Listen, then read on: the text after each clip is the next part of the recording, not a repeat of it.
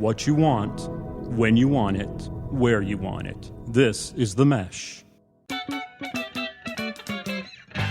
Footcandle Films. Film news and reviews from two guys who really like movies. This episode is brought to you by the Footcandle Film Society.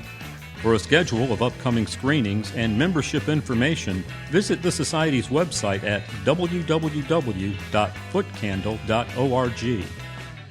Hello, welcome to Footcandle Films. Chris, how's it going, man?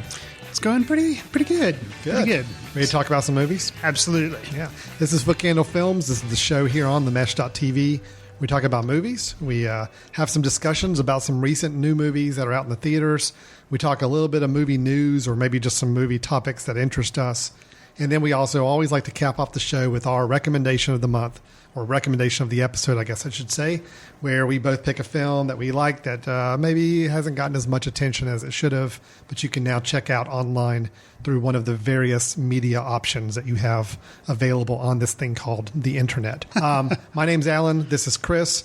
And we've got a good show today. I think a couple very interesting discussions I'm looking forward to having with you, Chris, as we talk about two big films. Well, let me take it back. One big film, one film probably not considered very big, but we'll see. More of a art house. But we can thing. discuss maybe whether it was warranted to have more attention than it got. Sure. We're going to be discussing the film Pacific Rim, and then we'll be discussing the film Only God Forgives. Again, following that up with some news and our recommendations of the episode. Before we go any further, though, just a quick reminder, you're listening to themesh.tv.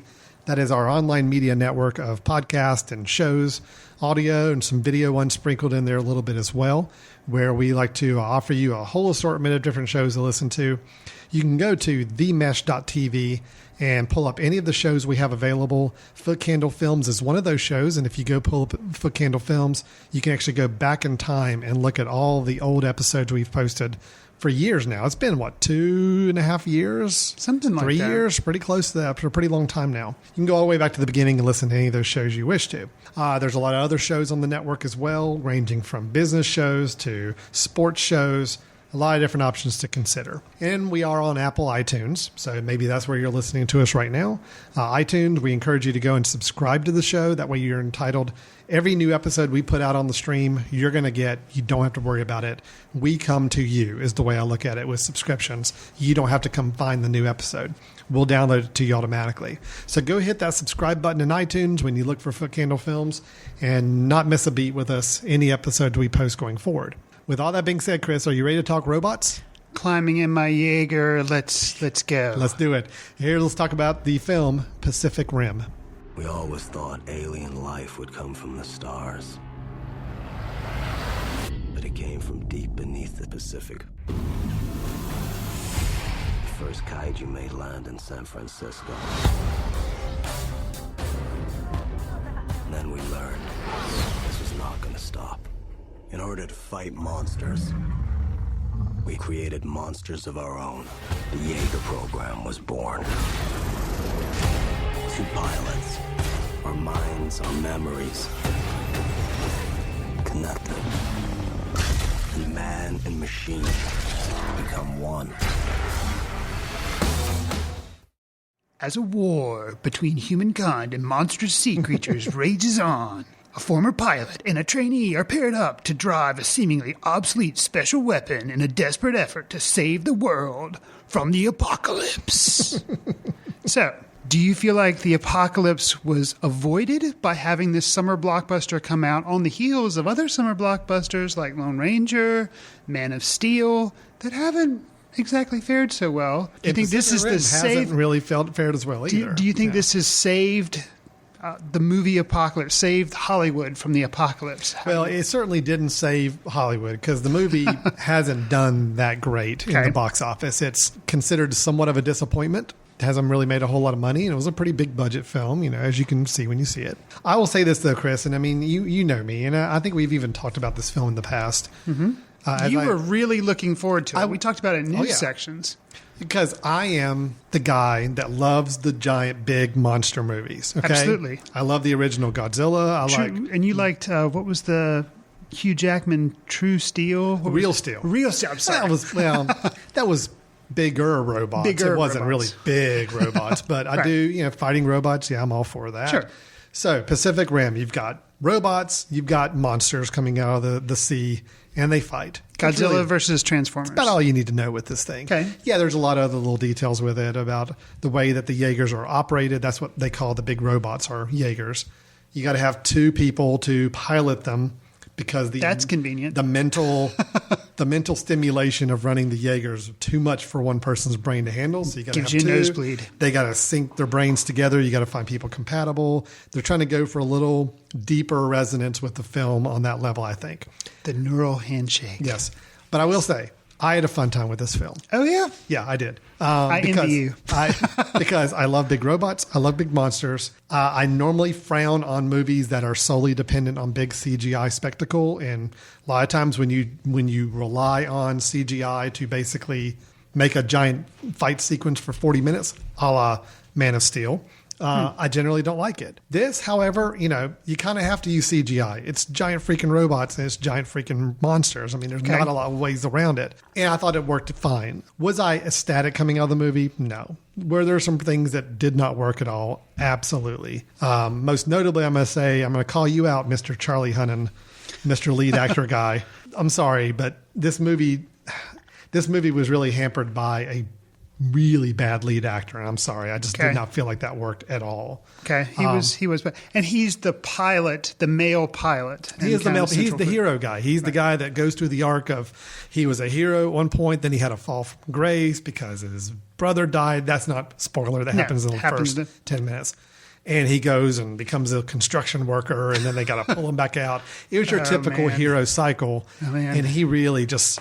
He was too good looking, too clean cut, or perfectly shaved and groomed, and just too bland a guy, to really make this pay off. But overall, I still had a good time with this movie. I thought the fight scenes were fun. I thought the over-the-top campiness of some of the dialogue and some of the scenes, I thought worked. I was ready for it. I said, bring it on, and they brought it. I enjoyed the movie. It was not the raging success I was hoping it was going to be, right? But it was a good, fun film for me. And I'm taking from your facial expressions that you did did not have a good time with this. No, and let me start off by saying we've referenced several times. I think it started with the Avengers. We've often, derided Transformers, talking about the action sequences. I liked Man of Steel, and I also thought the action sequences worked for me. They did not work for you. No. I will say, on a positive note for Pacific Rim, this is one of 2 that I have. Okay. I thought the action sequences, I could follow them. Yes. I mean, I thought they were like you said, a giant robot fighting a giant creature.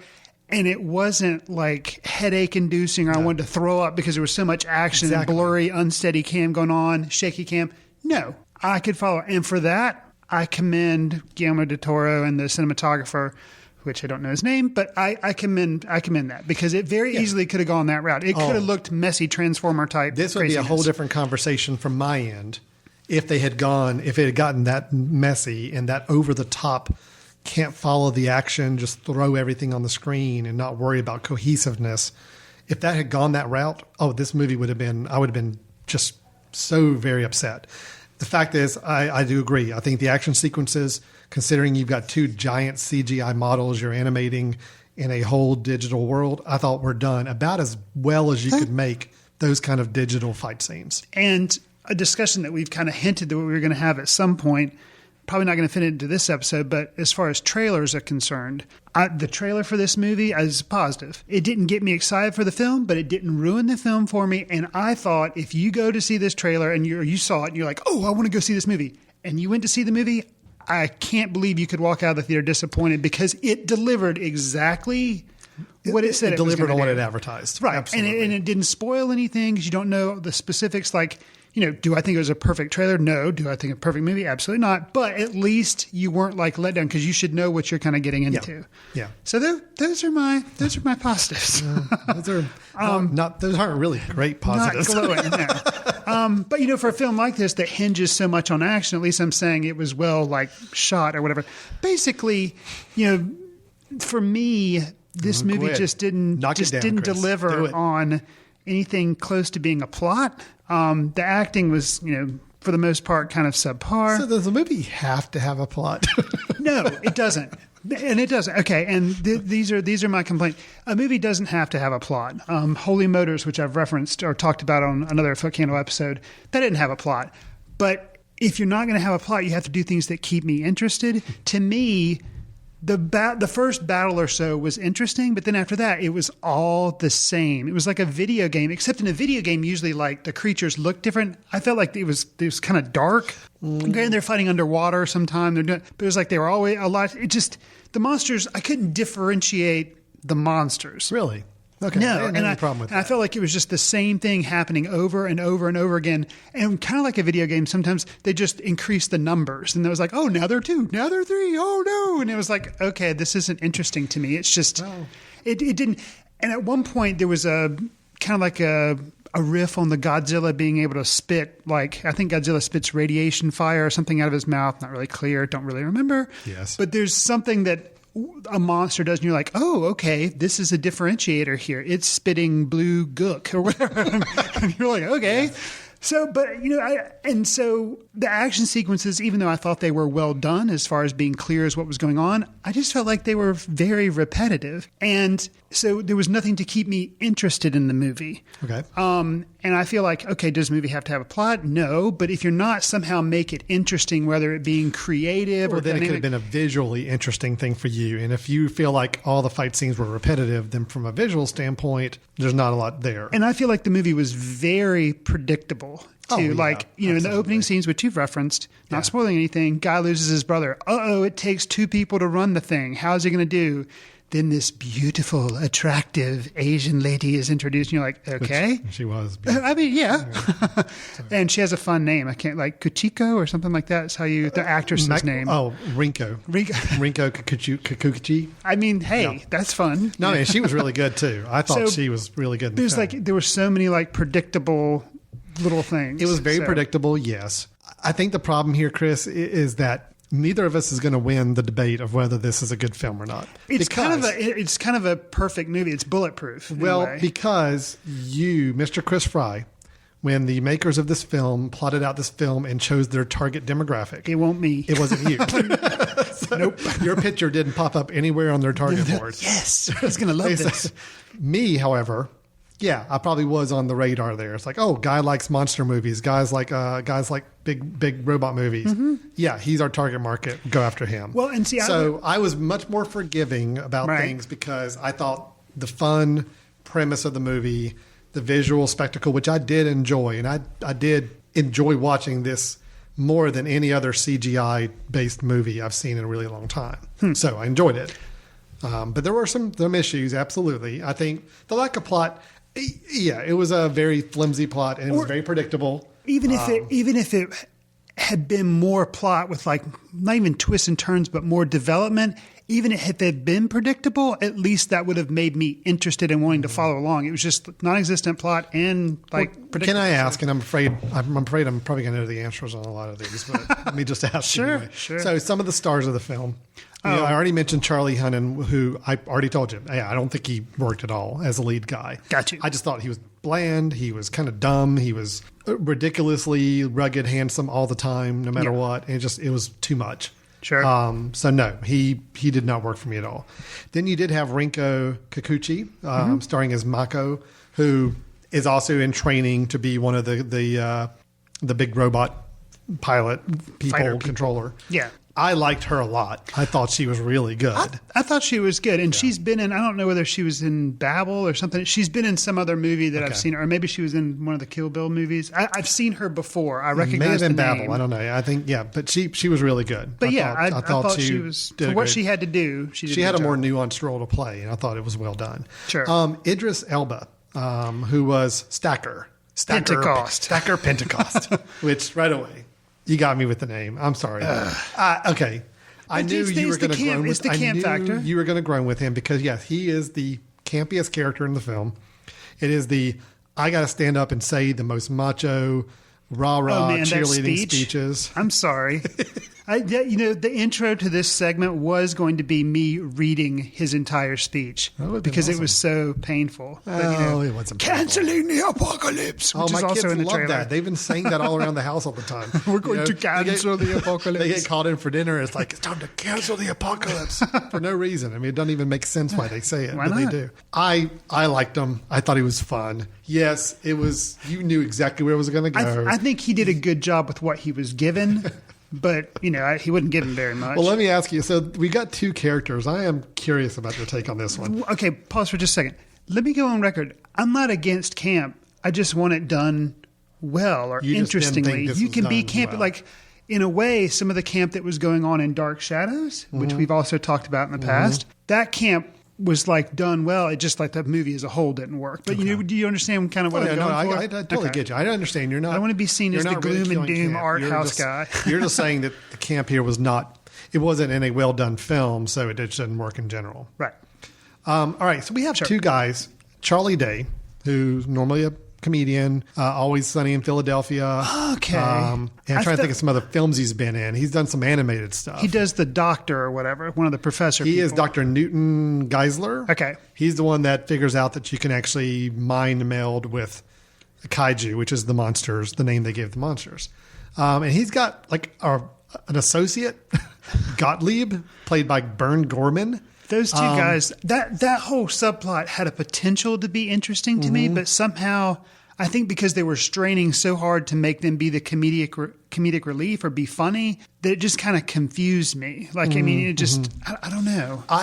I think Charlie Day's funny, and I had fun still watching him throughout. Yeah, he kind of got lost in the shuffle towards the end, and they were brought in as kind of there's the whole Dos Ex Machine thing where it's like you need like a quick resolution to something really thick, and all of a sudden they drop it in your lap at the end to be able to fix the whole problem. Well, that's what these guys brought to the table, and it was very predictable But I still kind of had fun with their interactions. It was very over the top and campy. And I kept thinking the other guy was the one who played McFly in Back to the Future, Crispin Glover. I kept thinking it's not. He's got him, a very Crispin Glover feel, but it's and not. He has a look to him, but it's not him. But so, Chris, you're not a big fan, huh? No, and I wish. I think because I've gone on record saying I like science fiction. And so the trailer made me think it was going to be a mess, but I was like, who knows? Maybe this will be the latest Prometheus, although I knew it probably wouldn't be that. But I thought it would at least be a science fiction movie that I could really appreciate. And sadly, no. So you just didn't really get any real satisfaction out of it at all? No, and I'll say one other note that kind of irritated me too. And there again, it's the target market. This guy has made 2 Hellboy films. Guillermo De Toro, he's made 2 Hellboy films. He made Pan's Labyrinth. So he has Ron Perlman in there as a scene-chewing, like, not a smuggler, but he's a dealer of kaiju parts. Like parts of these creatures after they get killed and they fall on the streets. He has people that go and raid stuff from them, body parts, all that. Yeah, and he just every time he was on screen, I was rolling my eyes. It was like he was just there to like wink, hey guys, I was in Hellboy, and now I'm playing this gruff guy here, and that was also a.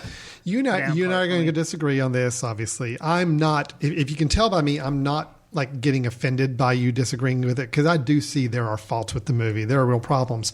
And if I wasn't such a fan of the genre and the type, I would probably be a lot more negative on it. So I'm not staunchly fighting you on this and telling you that you're wrong. I'm just saying I think you and I belong to 2 different camps when it comes to this kind of movie. Sure. And where I am a little more forgiving and have enjoyment in certain parts of this, you do not on this type of film. So that's where I think our differences are. Agreed. See, I'm being a lot more. We're just being cordial today. We're on the same page. We're fighting the same good fight here, man. We just see this one differently. It's all okay. I guess so. Yeah. Now, let's move on to our next film. Okay. Let's talk about the film, the latest Ryan Gosling opus, Only God Forgives. I know it's hard for you. You've lost your brother. Did you get the guy that did it? It's a little more complicated than that, Mother. There was someone else involved, and Billy was killed. Oh. Some cop. If the tables were turned, your brother would have found your killer. Time to meet the devil.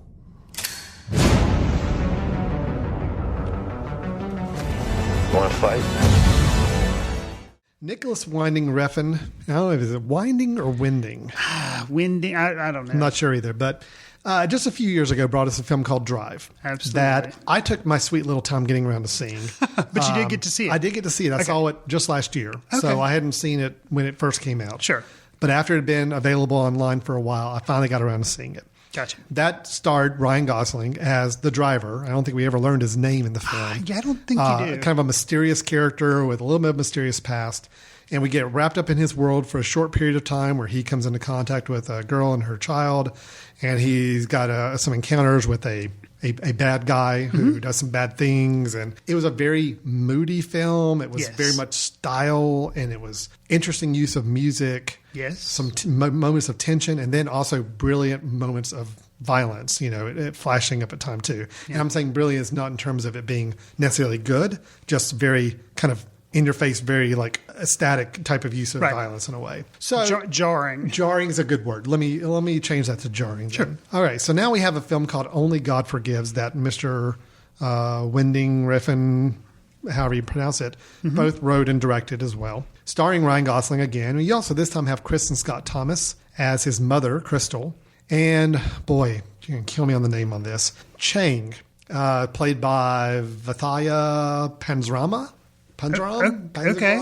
I butchered it, and I apologize to everybody out there. It's a tough one. It's a very tough one. Basically, this takes place in Bangkok. A little bit talking about Julian, who's a drug smuggler living in Bangkok's criminal underworld. Also involved with some of the underground Thai fighting going on there in Thailand. Sees his life get even more complicated when his mother compels him to find and kill whoever's responsible for his brother's recent death. Now, Chris, with this film, I don't know. I don't remember your take on Drive. If you liked it, if you didn't like it, I don't remember you having a very strong opinion either way. I could be wrong on that. But I'm curious, having seen Drive, knowing it's the same actor, the same writer-director pairing, some of the same style carried over, but a completely different setting. Is this car driving up the hill and accelerating, or is this car starting to decline and drop down the hill here? Well, I saw Drive in the theater with my fiance at the time, now my wife. Okay. Interesting experience. Sure. I will say that watching Only God Forgives, I was like, I was telling her, I'm going to watch this movie. I was like, and you know what? I think you should sit this one out. And she did. And I'm glad she did. That being said, my response to Drive, just quickly, was I liked the film, but I found the violence kind of troubling. Yes. But and some of the tone of the film was kind of strange. But I admired it for the cinematography and for several different things. Only God Forgives, I find it troubling as well in that the violence, not that I'm not really sure what he's going for, what he wants to portray, how he wants us to feel about what he's showing us on screen. But the cinematography in the film is just amazing. And not only just the cinematography, but the lighting in this film specifically, and the way things are lit and the colors is just amazing. I mean, it's like, to me, it's like if Malick started using lots of colors instead of just using pretty scenery, which he does really well when he has films. This, just the colors are just crazy, like a kaleidoscope of colors. I really, really appreciated that, the lighting and the visuals and everything. And performance-wise, I feel like in this film, Ryan Gosling's performance in Drive versus his performance in this movie, I think basically the same performance.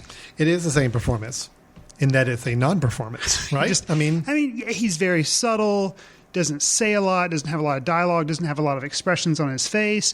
But I don't think he's doing a bad job. He's just playing a very similar character, whether that's the fault of him accepting the role or the director not writing any more of an interesting part. That being said, I still think both movies are interesting and worth seeing. You just need to be aware that there's a lot of violence going on. I think if you had to say, Drive works better because there's a little bit more of an emotion as far as he's trying to help the girl with the child, and you feel like there's some redeeming qualities to the characters.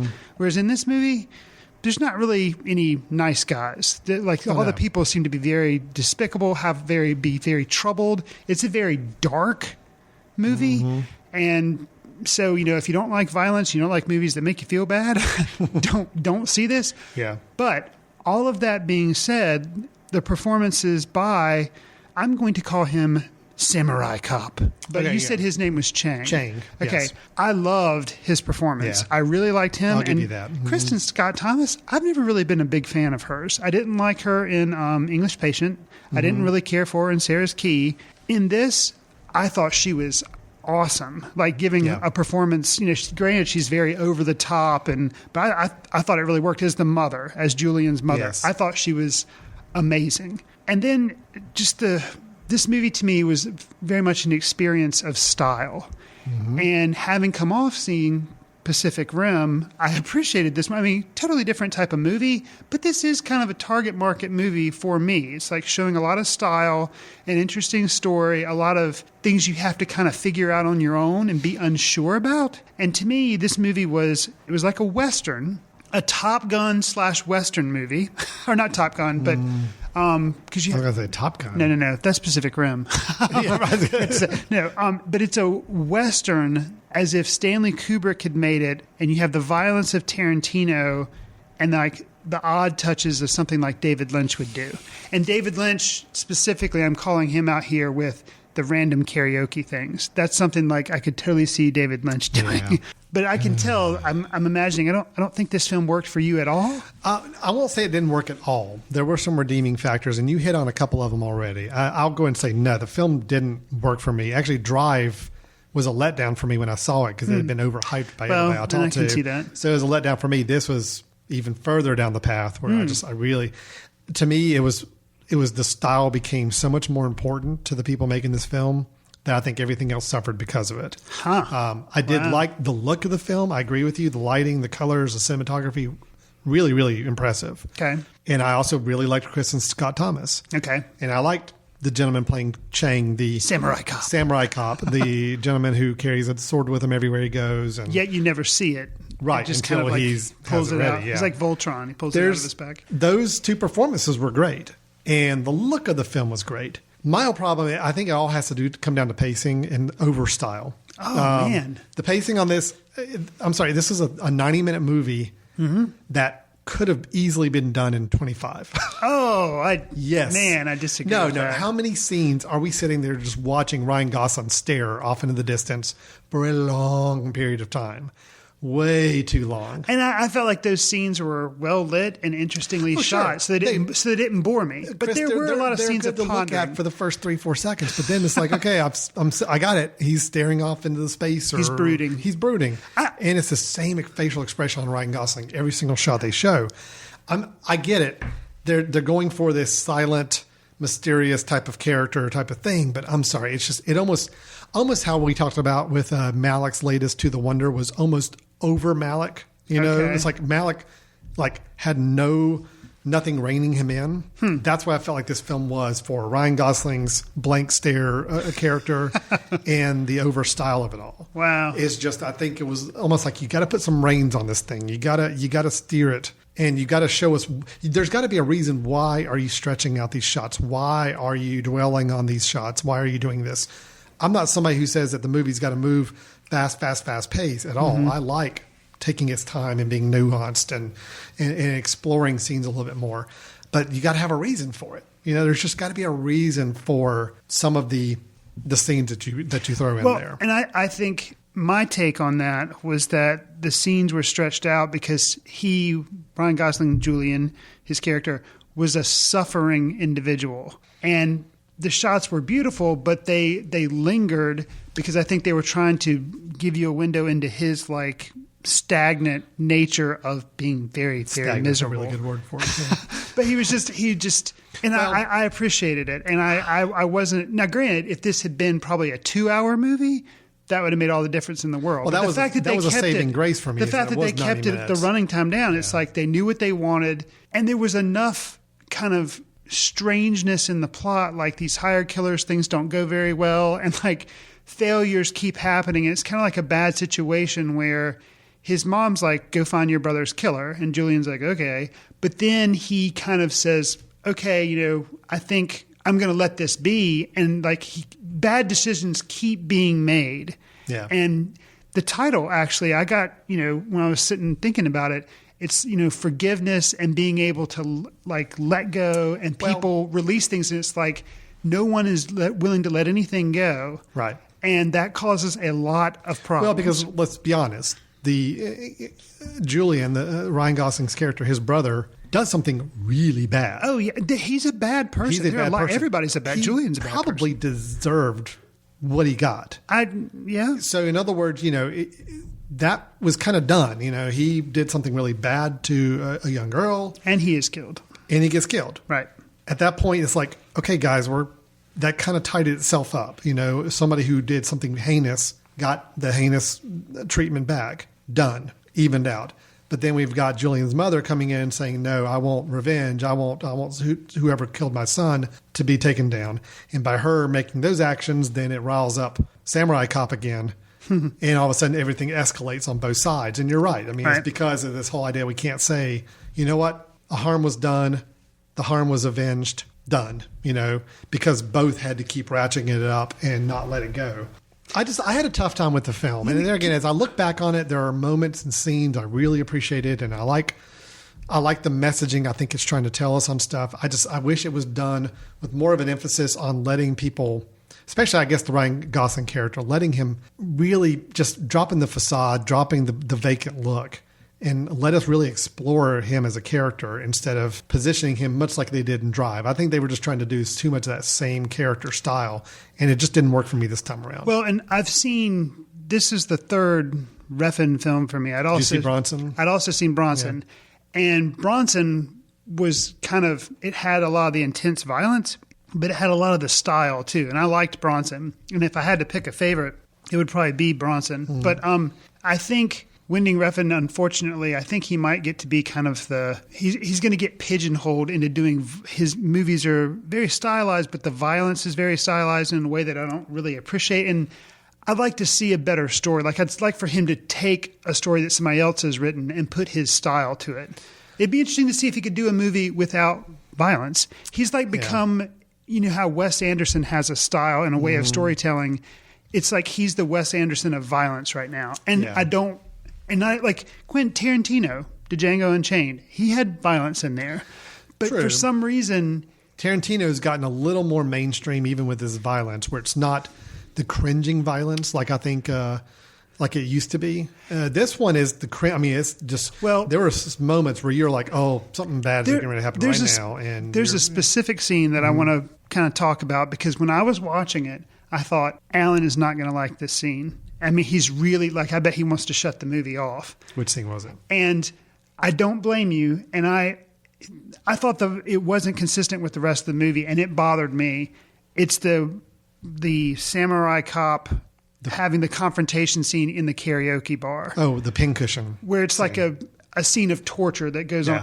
And that actually took the movie down a few notches because it's one thing to have violence, but it was just like, it didn't really serve any purpose. It didn't do anything for us other than to show, oh, look, let's see how long we can drag out this and how many more things. Scene. Yeah, you're right. That scene really got to me. It was not because of violence. I'm not against violence in film. I'm not one of those guys that thinks when I see something violent, I got to shut the film off.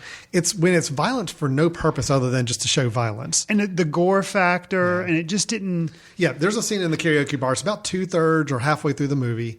And it basically turns into like a 10-minute, just drawn-out torture scene of this gentleman. And again, the first act of violence on the guy was enough. It's like, I get it. And we already know Samurai Cop guy is a tough, violent guy. Right. We've already established that. And then he turns this guy into a human pincushion at once. And I'm like, all right, fine, I get it. He's really, that's bad. And he keeps going. And then he keeps doing it. And it goes back for 3 or 4 rounds of violence on that guy. And at that point, I'm like, yeah, this is too much. And I felt like it was kind of out of character. I mean, granted, not a lot of people have dialogue, and he is a Taiwanese actor. I assume he's Asian at least. But he doesn't really say a lot either, so it's kind of hard to know his character, kind of like it's hard to know Ryan Gosling's character. But I felt like for what little bit I knew of him, I felt like it was out of character. It's like he did things, but he never he crosses a certain line, but he doesn't go like 100 yards over the line. I don't know. I felt like that scene did bother me. Yeah, you're right. Now, I will say, which is something I admired about the film, even that scene that I did not like what was going on, visually, it looked beautiful, but the tracking shots and how they established space in the room of like where people were sitting, and he would do like these walks around the room and the camera would follow him, kind of like it was a maze, and you'd almost get confused, but then you're like, oh, wait, I see he walked around the room this way. Like, just, visually, it's just honestly, amazing. Chris, I mean, the visual look of the film and the cinematography and the framing of shots was what kept me engaged enough throughout the film. If it hadn't been for that, and if I was left with Ryan Gosling's vacant stare on every shot and the extreme violence, I really wouldn't have had much at all. I mean, I don't think I've ever walked out of a theater or shut off a movie. I'll see it through to the end, but I would have hated this film if that's what it was. As it is, I didn't hate the film. It's just, take this beautiful looking film and just give me something more. Give me more of a performance, Mr. Gosling, than what you guys gave us in Drive. Right. And I think that part of the problem was, too, is our two main characters, Chang and Julian, Samurai Cop and Cardboard Guy. Samurai Cop. Neither of them has hardly any dialogue. Right. And they both specialize in vacant stares. Right. The difference is Samurai Cop, his vacant scares scare the hell out of you. Well, and he's new. We didn't see him in Drive, so he's new. But him, I mean, his silence worked for him. Oh, yeah. I don't want him saying much at all. True. Julian, I needed more. I needed more out of that character in general. Now, Chris, I do have to ask you about a couple things, and these are somewhat spoiler territory, but here's why I feel like it's okay to go into this. A, I'm telling the audience right now, spoiler, for the next minute or so, I do want to talk about some other little scenes in the film that I have questions about. Okay. I think it's okay to do it now instead of waiting to the end because, A, I don't think many people in our audience are going to see this film. Probably not. Okay. Because it's not in theaters anywhere around here. But if you don't mind stylized violence and you like to drive, then I would say, If you like to drive, yes, this is more of the same. And if you are more interested in the look of a film and the style of it than you are about the plot or performances, this is probably more up your alley. I think I asked a couple questions. So there are several scenes throughout the film that I'm trying to interpret whether they were more in the character's head versus actually happening. Right. A lot of it has to do with the karaoke bar. Because we see Chang. I thought they were going to have to do with the hallways. Yeah. Some of the Kubrick dolly shots down the hallways and stuff. Well, the Samurai Cop guy likes karaoke. Yes, he sings probably 3 times during the film. I want to know if that was dubbed or if he was actually singing. That'd be interesting to see. Yeah. But there are a couple scenes where Ryan Gosling's character is in the audience as well. Yes. And I think maybe one of those times he truly was in the audience. Others, I kind of got the impression that was more of a symbolic visual touch to it. Right. I just want to make sure I wasn't off base with that. There were some scenes that it seemed like were pretty clearly happening in people's heads or almost some sort of forecasting the future of the film that weren't really happening. Right. And there's some scenes where he's kind of walking around all these hallways that I think is the boxing facility that he owns or whatever. I was confused by that. And you're not really sure whether he is really walking down the hallways or whether, like you're talking, it's like a nightmare or kind of flashing forward. More of a mental hallway he's going through. And there's a battle at one point with Samurai Cop and Ryan Gosling. And when that battle happens, his mom sees it. And I wasn't really sure she was really there. Yeah, and I think there's a lot of, and that's what I'm saying. Why I kind of admired the movie is because it wasn't very linear. There's a lot of stuff that's kind of fuzzy, and that worked for me. I can totally understand why it doesn't work for some people, but that worked for me. But to answer your question, yeah, I think some of that was dreams, some of that was legitimate. It's kind of. I will say the fight sequence in the ring between the two was great. I thought that was my favorite part of the film. And it was my favorite part of the film, too. And it was violent, but he didn't emphasize gore or blood. It was just intense. Yeah. And it was a nice, slow build up to it. It was a beautiful scene. And you could see what was going on. You could see what was going on. It was very well shot. Yeah. I mean, you followed everything with it. Absolutely. Beautiful logo in the background of like neon the Chinese dragon thingy or whatever. It was just a really well made scene. I agree. So the other question. Yes. One of the characters die. Well, almost all the characters die. But there's one in particular. this is true. One in particular. Spoiler again. Sorry. But you've got the mother character has an untimely end. Oh, I think it was very. I think timely, but as far as the 90-minute running movie, Sure, right. Ryan character, her son Julian finds her Tell me. We're not going to describe exactly what happens, but I don't want to have to. No, I don't exactly. describe it. But just tell me what I should take away from that, because that's that scene and the violent torture scene are the two that maybe say, Yikes. all right, what am I getting out of this film? Okay, violent torture scene. Yeah, that I don't have any explanation. I don't agree. The Ryan Gosling with his mother, who's dead. Yes, basically yes, and that was a very kind of creepy, unsettling scene. But and there again, I'm reading into this because you kind of have to. And it was one of those things that the more I thought about the movie, it made me like it. My take on that was he has always been a mama's boy. Yes. He did whatever his mom told him. And he got browbeat by his mom a lot too. Yes. He was kind of he was kind of the weak son that she didn't really want. She asked him to do something a long time ago. He did it. And then she's now asking him to do something again. And she just, some acts of violence. And she just gives him heck. She's horrible just to is him. very, very, very mean to him. But at the end, my take on that scene was he realizes she is now dead. She is now gone. And it was kind of him wanting to return to the womb in a weird way. Well, that's what I took from it. But it's very unsettling and very graphic, and it's creepy. But I think that kind of ties in with the title again about forgiveness. And I guess kind of spoiler alert, Samurai Cop likes to hack people's hands off. Yes. And he has a chance to do that to Gosling and doesn't. He could have at some point. I mean, in the battle, the battle scene. Oh, thing, the fight scene. The fight scene. But at the end, well, maybe. But I think my interpretation, and there again, who knows? It's kind of dream. But I think Julian is trying to finally create a new life, or try to say, okay, I am asking for forgiveness. I want to get out of this. And he not only presents one hand, but both of his hands to Samurai Cop, and it's like, okay, cut him off. But there again, that's kind of my interpretation. I didn't have a problem with the ending sequence because I liked it being ambiguous. I liked it being all of a sudden we're out in a forest and we're not really sure what's going to happen. And I like the fact that it kind of cuts before we know for sure. Mm-hmm. I liked all that. I thought that all worked for me. I just the mother scene.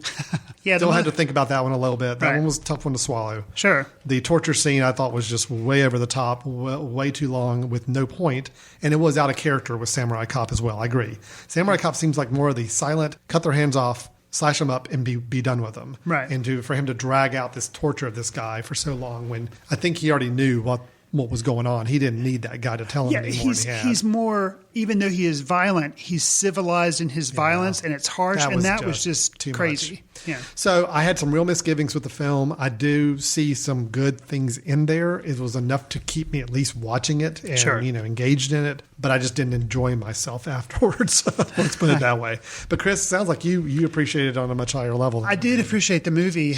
It's hard for me to say I liked it because it is so troubling. Well, I think it's a well-made movie, but the violence is troubling, and it's the way it made me feel. I wouldn't say it's an enjoyable. It's kind of a one-time. There are no movie. good characters in this film, people. Okay, so if you're one of those people that like to watch movies that you can root for somebody, you've got nobody here in this film. Right. They're hard people to spend time with. Even Julian, who you could say is maybe somewhat the hero now, he's got his own problems and issues as well. So. Well, and the karaoke torture scene, that was my problem. Was I was kind of thinking I like Samurai Cop until that scene, and I was like, he's very violent and does justice kind of his own way, but he was an interesting character, and I kind of liked him in a way. But then when that scene made me not like him at all.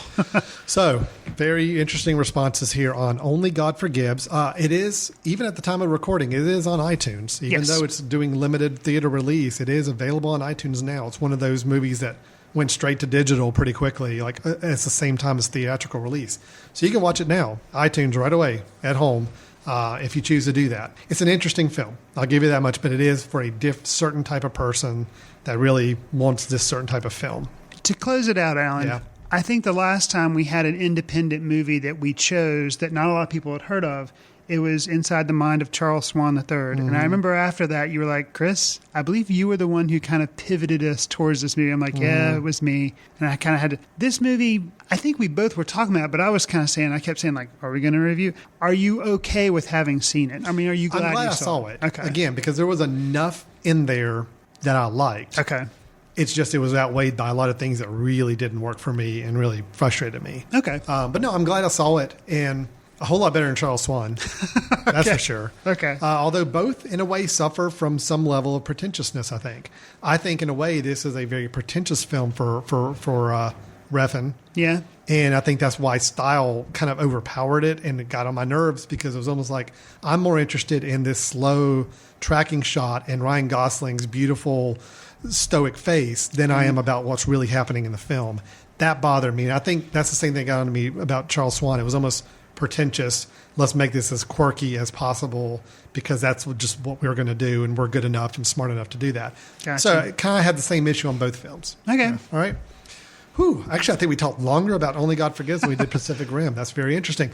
Let's take a quick break. When we come back, we're going to talk some news. More specifically, it's time to geek out, Chris. Okay. ComicCon. I can do that. The comic book convention that has now morphed into basically a movie sci-fi adventure convention. Had a lot of movie news. We're going to geek out. We're going to put on our superhero underoos, and we're going to talk about movies that were announced at Comic-Con. When we come back, as well as we're going to give our recommendations for the episode of online movie you ought to be checking out. Stay tuned. Still a lot to go here on Footcandle Films. We'll get back to your show in a moment.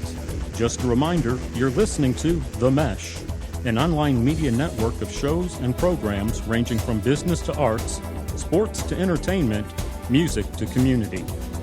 All programs are available on the website as well as through iTunes and YouTube. Find out more at themesh.tv and give us feedback on what you like. And now, as promised, back to your show.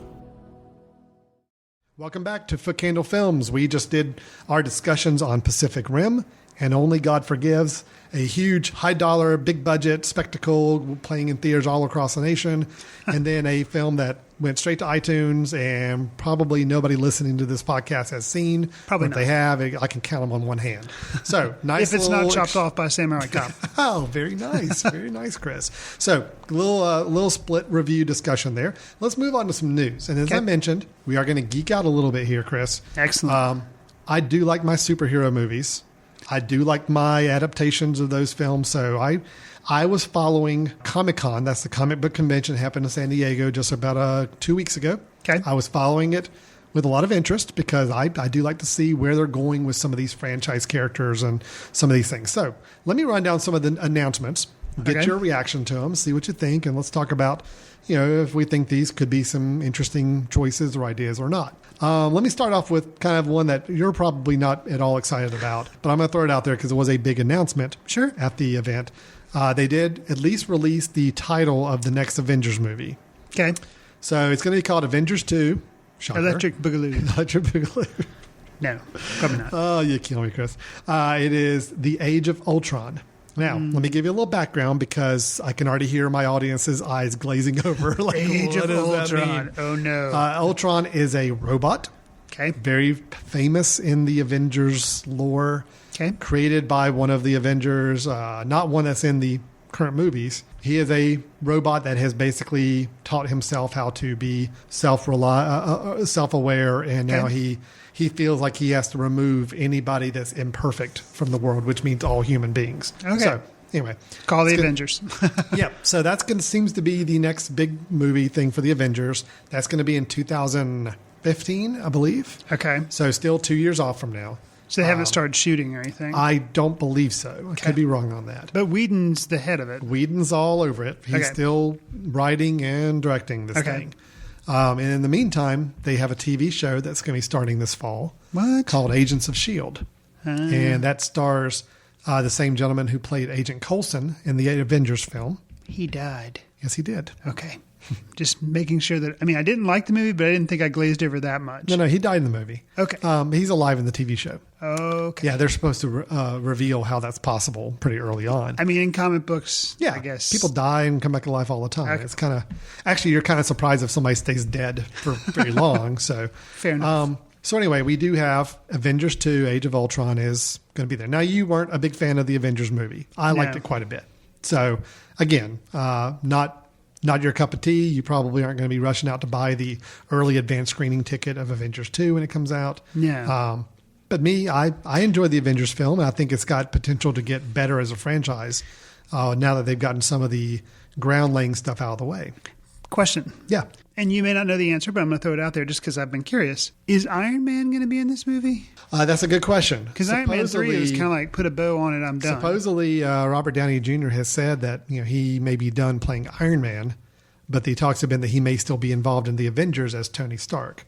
Okay. So for whatever that's worth. So I don't know. There's a lot of misdirection going on whether he's really going to be involved or not. I think he's just holding out for a really good paycheck for Avengers 2. So, but we'll see. Interesting. They are supposedly announcing a couple more characters that they're adding to the mix of the Avengers, but I think we got Quicksilver and the Scarlet Witch, who are brother and sister.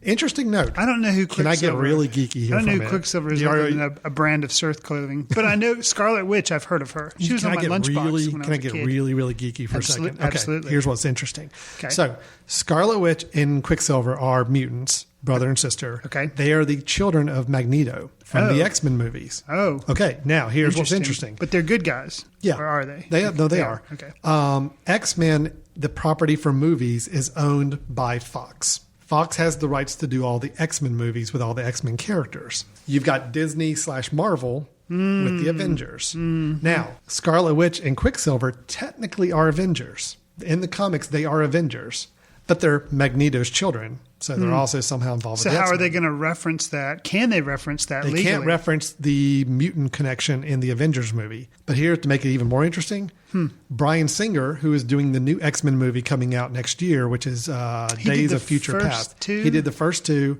Okay. He did not do the third one, and did not do First Class, which is the one that came out a couple years ago, which I really liked. Right, as did I. This is kind of the follow-up to First Class. And what's the call? Days of Future Past.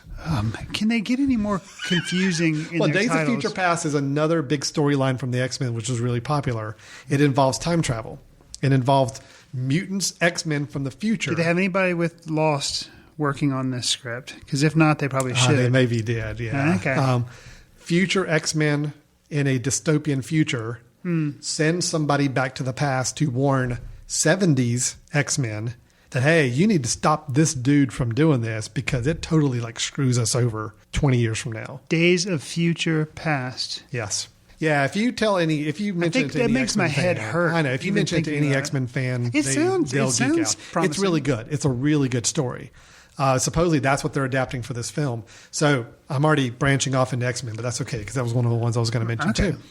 This X-Men film they're doing, we both like First Class. Absolutely. Because I just thought great actors, great performances, good story. It was a good action movie. It kind of stayed away from some of the typical superhero dumb action movie tropes. And it was actually a smart action film. Yeah. I liked it. Well, so now Bryan Singer has come back to X-Men and he's doing this new one. Now, this new one is going to be a bridge between the two X-Men groups. Okay? Because you're going to have Wolverine, Magneto as an older man, the Ian McKellen version, the Patrick Stewart version of Professor X. Got you. Are all in the future. Okay. You got the guys, Fassbender, McAvoy, playing them in the 70s. Man, this is going to be, not that they're already not expensive movies, but just acting wise. Get this. Are they going to have just flashlights as special effects and stuff so they can afford it? Or no? Everybody from both movie chains are going to be in this film. Yeah, that's Hugh Jackman as Wolverine, Patrick Stewart, Ian McKellen as Magneto, and then you've got Halle Berry as Storm. Oh yeah. You've got who else was there? Anna Paquin as Rogue. Yeah. They're all in that future timeline. Wow. And then you're going to have McAvoy, Fassbender. The guy who played Beast is actually kind of getting to be a bigger star now too. He's been in a couple movies recently. Okay. He was in that Jack the Giant Slayer movie. He was the star of that one. And then you've got Jennifer Lawrence. Jennifer Lawrence playing Mystique. So they're all in this thing. It's like a huge cast. I'm nervous about it because I think anytime you throw that many characters in there, how can you possibly get a good story out of it? But we'll see. Bryan Singer's track record, not stellar in recent years. The first two X-Men I thought were really well made and good. But he made the Superman movie, right? He made Superman Returns, not Man of Steel, but the one from 2006, Superman Returns, not good.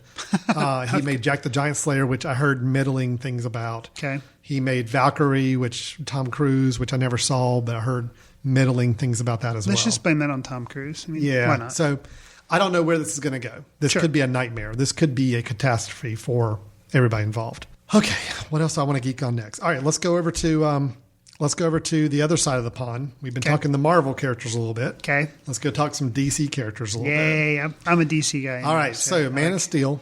We talked about that last episode. I believe so. I did not like it. Oh, no, 2 episodes ago. You liked it. I did not so much. They're announcing they are making a sequel, and it is going to be Zack Snyder at the helm again, which I'm not too happy about that, but that's fine. So they are going to make a sequel. I actually think the Superman universe they set up in Man of Steel is a good universe to set up, and I'm actually more excited about the sequel to that movie, even though I did not like the movie, the first one, because I think they got all the origin stuff out of the way. I'm looking forward to growing that universe. I think that's a good move. Okay. But they came and made a one-drop big announcement that the next Man of Steel movie is actually going to be Superman versus Batman. Okay. Yeah, now here's where things get interesting. Superman, not Superman and Batman, Superman versus Batman. Yes. Okay. It is going to be, and they said basically their choices for title are either Batman versus Superman or Superman versus Batman. So it's pretty clear cut. It's going to be a battle to some degree. Wow. Now I'll tell you, because this is what happens in every comic book you read. 2 heroes fight because of some misunderstanding. Sure. But then they can become friends and they battle the bad guy at the end. So I'm guaranteed that's what's going to happen here, some degree. Now, here's where things are questionable as well. Is it going to be running off the whole Dark Knight thing? Well, that's what people don't know. Because there's a huge, crazy battle in that's really good. So. Well, I know. But remember, the Dark Knight graphic novel you're referring to, the Frank Miller version, has them both as older, like many years down the road. Right. Basically, Batman's gone into retirement. He comes out of retirement as a much older man, probably like in his 50s. Something like that. And he has a fight with Superman, which is great. They actually read a passage from that book when they made the announcement. That's how they made the announcement. They had an actor from Man of Steel come up and read a line of dialogue from the Dark Knight Returns graphic novel relating to the Batman-Superman relationship. Wow. So now everybody's wondering, what are they going to do here? Henry Cavill is going to be the next Superman in the next movie. He's the one from Man of Steel. So they're not aging him. He's not going to be an older Superman. Yeah. See, the biggest problem with that announcement to me is who's going to play Batman? Well, they don't know. Christian Bale's already said he's not doing it anymore. Right. He's done. He said he did his trilogy. Again, we've had people play Batman, but recently, since the whole reboot thing, it's been Christian Bale. So now I can tell you my crazy. Michael Keaton? Then let me tell you my crazy idea. Because he'd be older than Henry Cavill. Yeah, but I got a better one. All right, and just stick with me for a little bit. We're going off the deep end here, the news segment. Hey, I hope why not? If anybody's still listening to this after this last 10 minutes, I told you we were going to geek out for a few minutes. Absolutely. Don't worry, we'll get to another art house film or something in a minute. We'll Probably do with our recommendations. We'll get that. Okay, so here's what I think they ought to do with Batman. Okay. What was the worst Batman movie that's ever been made? Well, that was Batman and Robin with George Clooney. With George Clooney. Yeah. But was that George Clooney's fault? No. I actually think George Clooney was a good Batman in a horrible movie. Yeah. What if you did play Batman as an older Batman against this new Superman guy? And what if you gave George Clooney a chance at redemption to show that he can actually play Batman after all? Oh, and that would be amazing. That would be That'd really be cool, good. wouldn't it? Yes. Have like a younger Superman guy with this older, more grizzled Batman guy. That would and give George Clooney a chance to say that, you know what, I was a good Batman and I'm going to wipe the taste of Batman and Robin out of everybody's mouth. You know, I think that'd be awesome. So Zack Snyder is the director of this movie? Yes. I know. That could be a little bit, even though I liked Man of Steel, but I don't know how he would do with a Batman themed film. Right. I'm afraid we're going to have a Batman that's a lot more CGI, a lot more over the top, a lot more action-y than what we've been used to with the Christopher Nolan series. Of course, he did Dark with Watchmen, which... Yeah, but it's true. Yeah, that kind of worked. Yeah, you're right. He did okay with that. Interesting. Okay. Chris, we've geeked out enough. Okay. So basically, there was some big announcements at the ComicCon about superhero films. I'm excited about all of them. I'm nervous about several of them. You, I know, are a little more tempered with your emotions on them, but for those of you listening, some interesting times ahead. 2015 is going to be an interesting summer because we're going to have Avengers 2. We're going to have Star Wars. Oh. Yeah. 2015, eh? And then there's also a few other big movies coming out that same year, too. 2015 summer is going to be big. Big. It's going to be crazy, I think. So I think that's when Avengers and Star Wars both come out, is 2015. Wow, that's crazy. I think that's right. Please write in and tell me if I'm wrong. I think that's the deal. Cool. Okay, so Chris, let's Yes. move on to our recommendations, and maybe we've got something that's not superhero or giant robot infused for our recommendations. Is that the case with yours? It is. It is. Okay. I'll go first with my recommendation. Please. And I'm just going to give a little hint. A song kind of does it best. Okay. The sky is blue and all the leaves are green. The sun's as warm as a baked potato. I think I know precisely what I mean when I say it's a sprinkled day as I run. Okay. Don't remind me. It sounds familiar. No, it probably sounds familiar to you because you think that sounds like the South Park guy, but yet I don't remember that song in Bigger, Longer, Uncut, the animated South Park movie they did. Okay, yes. Well, that's because this was Trey Parker's first project, I think. I don't know if he went to film school or whatever, but it's from Cannibal the Musical that came out in Yes, I remember that. Came out in 1993. It's available for streaming on Netflix. So you're going to recommend this? I'm going to recommend it. Okay, tell me why. The production quality is bad, but it is funny. You know, Okay. It's supposed to be a comedy. It is a comedy. It does have gross out moments of cannibalism and all the thing. You know, the South Park guys are famous for offending people. This movie does the same thing, but it's funny. Mm-hmm. And, a true test with any comedy with me is how many times did I laugh? I laughed several times. Even though Wow. they had no money making it, it is still well worth watching, and it is funny. And one of the things the South Park guys do well, clearly, South Park movie had funny songs. They have made a Broadway play, Book of Mormon, that I haven't seen, but I have heard is hilarious. Yes, I've heard and that this as was well. some of their first attempts at trying to make music. Does it have as many memorable songs? No. But that first song that I just played, I could not get that out of my head. Wow. After I saw the film. Very interesting. So- Cannibal the movie. Cannibal the the excuse me. musical. Cannibal exclamation point the musical. Okay, got so it. yeah. So when you're doing your searching online, make sure you put the exclamation point after Cannibal. Cannibal. It's very important. Exclamation point the musical. Wow. Okay, I never would have envisioned that being a Doesn't recommendation. it have anything to do with superheroes or ComicCon? So there you go. Well, I can tie mine to yours Oh wow. Okay. in that we are talking very low budget, Okay. shoestring budget. Okay. Actually, this may be the epitome of shoestring budgets. Wow. And it's a film that I think people have heard about and they've talked about, but I guarantee many of our listeners have not actually sat down and watched. Okay. Now I'm wondering if I have. I was with my kids at a bargain store here in town for reasons I won't go into. Okay. Not a common occurrence here, but Gotcha. And I'm down there and there's a stack of DVDs for sale and they're all about $1. It's like dollar. I am. Wow. I'm like $1, it'd have to be really bad for me not to be considering buying it for $1. Is this Shark versus Octopus or something? No, I paid full price for that one. Okay. I found a copy of 1959's Plan 9 from Outer Space for $1. This is the famous Ed Wood classic film, widely considered the worst film ever made. Right. So I took it home that night. And Before they made After Earth. Yeah. Okay. I told my kids, guys, tonight we're going to watch the worst movie ever made. Wow. And we sat down and we watched it. And sure enough, my kids were like, oh, God, this is horrible. I'm like, yes, it is. That's part of the point. But the fun in watching it from knowing how horrible it is. And after if you've seen Tim Burton's film with Johnny Depp, Ed Wood, that is about the making of Plan 9 from Outer Space. That is about his personal life leading up to making this monumental film in his career. Right. That, again, was considered one of the worst films ever made. You've got everything from, watching hubcaps with string drop into the scene to be the flying saucers. You've got the fact that Bela Lugosi, that Ed Wood was able to get to do the film because Bela Lugosi was on hard times and just wanted a movie probably for his drug habit. Sure. They got him for like 2 scenes and then he died. But they still wanted Bela Lugosi in the film. So the whole rest of the film, they either would reuse the same shot of Bela Lugosi over and over again of him walking out of the woods and walking back in. Or they would have a guy just hold up the vampire cloak in front of his mouth and face to disguise his face, to pretend like he's Bela Lugosi the rest of the movie.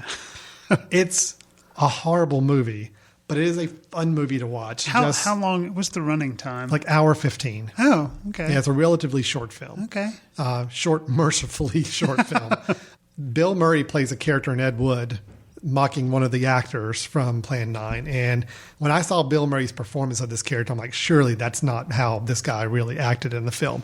Oh, no, it's definitely how the guy acted dead in the on, film. huh? Okay. And there's a scene of dialogue between two of the aliens and two of the humans late in the film where they're explaining their reason for going through with Plan 9. That is just quotable to the nth degree. And I've had so much fun saying things like this around the house, like what these characters say. It's fun to watch. Is it a good film? Absolutely not. Is it is it deserving of every title that's ever been given? Absolutely it is. Okay. But you know what? For $1 at Ollie's discount store, it's worth seeing. I don't know if it's online anywhere. I'm giving this recommendation because I'm telling you, if there is an Ollie's discount store in your area, go check their DVD stack and see if they're selling Plan 9 from Outer Space for $1, because it's worth watching for $1. Okay. So we had 2 extremely low-budget movies to recommend this month. Hey. Interesting. Well, in a time of summer blockbusters, what better remedy? Kind of nice to watch something really, really low rent like that. So, yeah. Very nice. Cool. Okay. I think we're done. Great show. Yeah. Pacific Rim. I liked. Chris did not. Only God Forgives. I was troubled by immensely. Chris liked it. Yeah, both troubled by, but I did like it. I did come out on the positive side. Yes, troubled by it, but you came out much more on the positive than I did. And then we talked about some movie news, mainly around the ComicCon superhero movies that are coming out in the next couple of years that geeks everywhere, including myself, are going to be rejoicing about. And then we talked about our recommendations, both very, very low-budget shoestring films, Cannibal, the musical, and Plan 9 from Outer Space by the great Ed Wood. So, with that, plenty of things to check out, plenty of things to go to the multiplex to see, plenty of things to check out at home as well. Let us know your thoughts on any of these films, any of these reviews, any of these discussions. Let us know, am I right? Is Chris right? Are we both wrong? What's going on here? You can do that by sending us an email at info@themesh.tv. That's info@themesh.tv.